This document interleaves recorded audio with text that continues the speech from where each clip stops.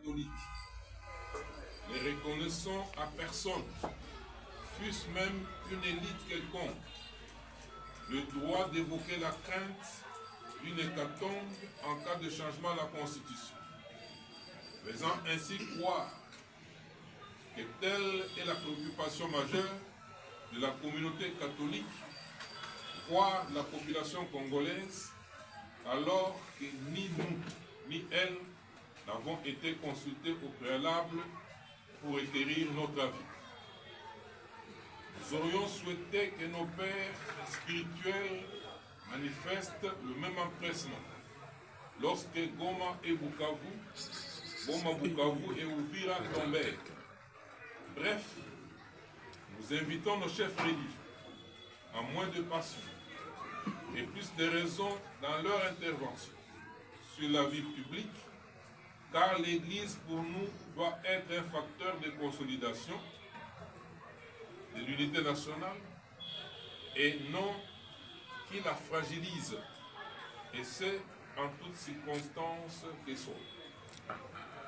Chers amis de médias, la société civile de la RDC a tenu à faire entendre sa voix et surtout lancer un appel à toutes les forces vives de la nation pour lutter ensemble contre toute désinformation, non-respect de la Constitution et incitation à la haine à travers des propos on ne peut plus équivoques, lancés de toutes parts, sans aucun respect pour le peuple souverain.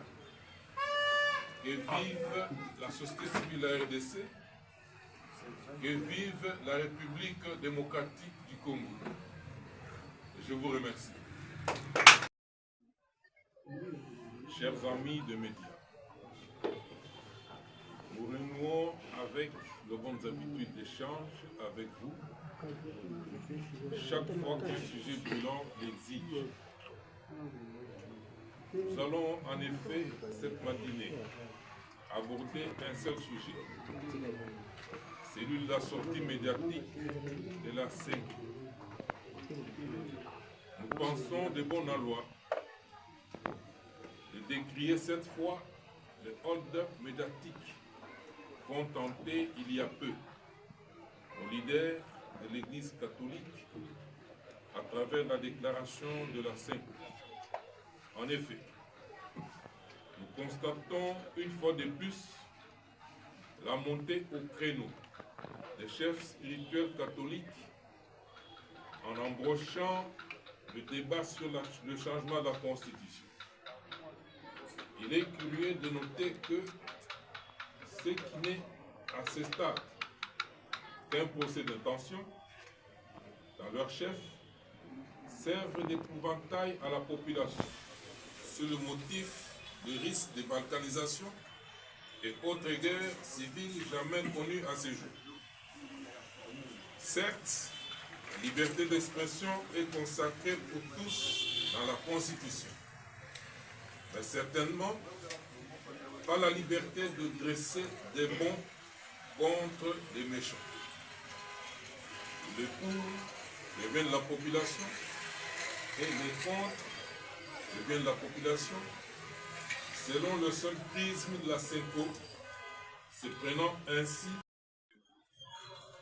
au point où on puisse déjà déterminer que la Constitution sera changée, alors que le référendum n'a pas encore eu lieu, alors que le souverain primaire n'a pas encore décidé qu'il faille changer ou ne pas changer. On nous dise déjà, on nous parle déjà du troisième mandat, alors que le changement n'a pas encore eu lieu et les spéculateurs vont jusqu'à dire que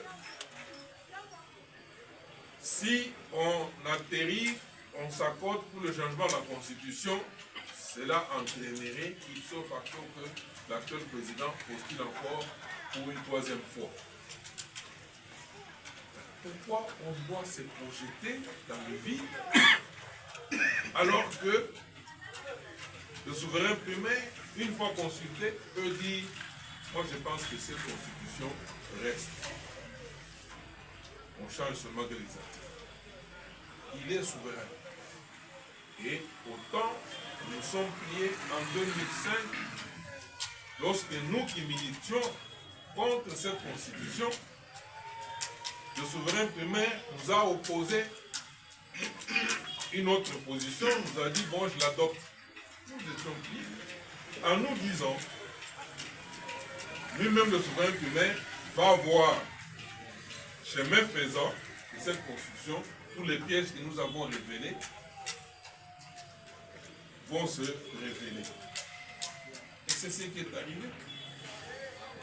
On a attendu 18 ans pour que le souverain primaire le constate. Aujourd'hui, nous adressons à un souverain primaire, sachant ce qui est arrivé, et nous pensons qu'il ne pourra plus commettre la même erreur. Et on nous dit, le président de la République, c'est un être vivant. Il peut se dire, écoutez, moi j'ai fait mon travail, j'ai déboulonné le système, et à ce stade, je crois avoir fait l'essentiel, je ne représente plus. Allez-vous le prendre par la force pour dire non, vous là, nous avions déjà dit que votre objectif c'est de vous présenter, vous devez vous présenter. Point d'interrogation. Mais il est démocrate. Il a dit, si le peuple me demande, je le ferai. Mais on n'est pas encore à ce moment-là. Le peuple ne lui a pas encore demandé. Mais il y a des Congolais qui pensent que le peuple lui a déjà demandé. Et pour ce fait, il faut déjà le chasser. Vous comprenez un peu? Alors c'est là où le problème se pose. Et nous, société civile, notre rôle, c'est d'éclairer l'opinion. Pas les cartons. Il n'y aura pas la guerre civile, il n'y a pas risque de balkanisation. Parce on risque, le souverain primaire risque de décider que la constitution soit changée, mais la Chine l'a changée 4 fois.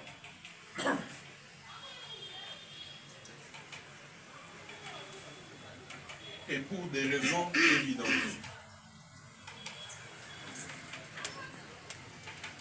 Et dont les résultats sont palpables. Aujourd'hui, qui pouvait penser que la Chine deviendrait ce qu'elle est devenue aujourd'hui? Mais ils sont passés par adapter un système purement communiste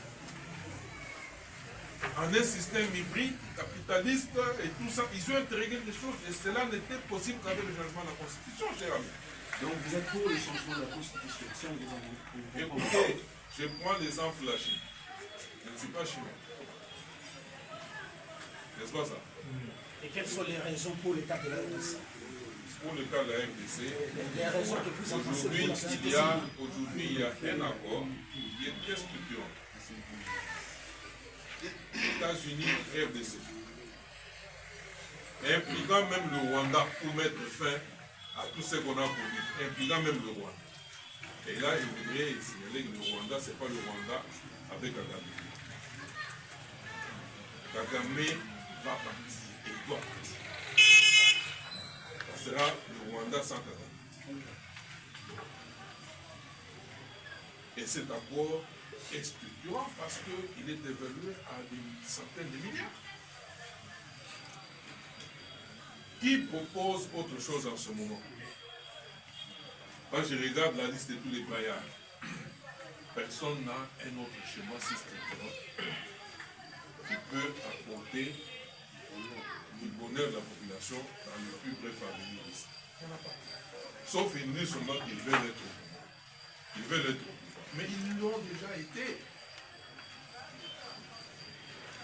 Pendant des décennies, nous avons attendu.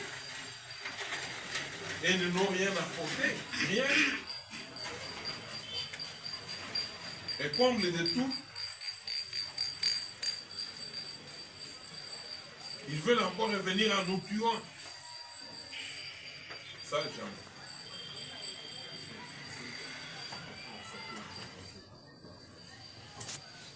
C'est faux clair.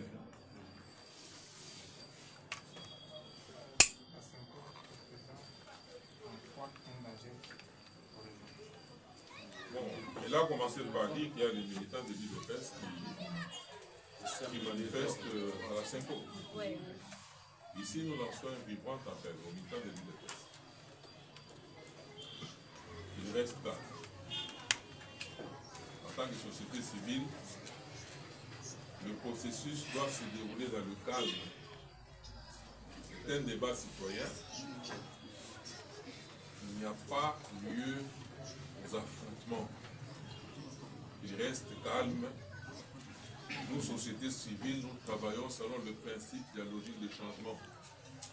Le changement s'opère par l'échange, du choc d'idées, jaillit la lumière. Nous avons besoin de cette lumière. Pas de la guerre. Pas des gens qui, les uns vont taper sur d'autres. Nous disons non. Et les militants de l'UDPS restent, qu'ils soient calmes. Ils attendent le moment venu, on va instaurer le dialogue. Il sera ouvert pour tout le monde. Et suivi par tout le monde. Et même les militants de C64. On a vu d'aucuns avec des machettes, avec d'autres. Ce n'est pas ça le débat. Ce n'est pas ça la démocratie, non. Mettez de côté les machettes, les cocktails Molotov, les pierres, mettez ça de côté. Venez avec vos têtes.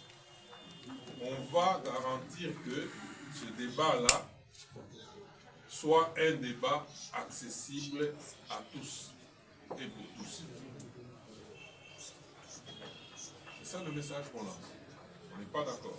Le deuxième volet de la question, c'est pourquoi constitue-t-il un danger pour les gens? Actuellement, nous pour l'indépendance, laissons nos fonds longtemps coupés, et pour le bon, prenons le plus bel élan, dans la paix au peuple ardent, dans la paix citoyenne. Antoine, une sacrée de votre solidarité, fièrement saluer la méthode de votre souveraine Congo, dont béni Congo, des aïeux Congo, au pays Congo, bien-aimé Congo, nous préférons ton soleil, nous assurerons. Notre juin au doux soleil, près de l'immortel, serment de liberté.